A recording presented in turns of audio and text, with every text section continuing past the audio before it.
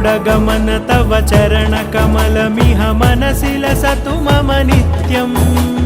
गरुडगमन तव चरणकमलमिह मनसि लसतु मम नित्यम् मनसि लसतु मम नित्यम् मम तापमपाकुरुदेव मम पापमपाकुरुदेव मम तापमपाकुरुदेव मम पापमपाकुरुदेव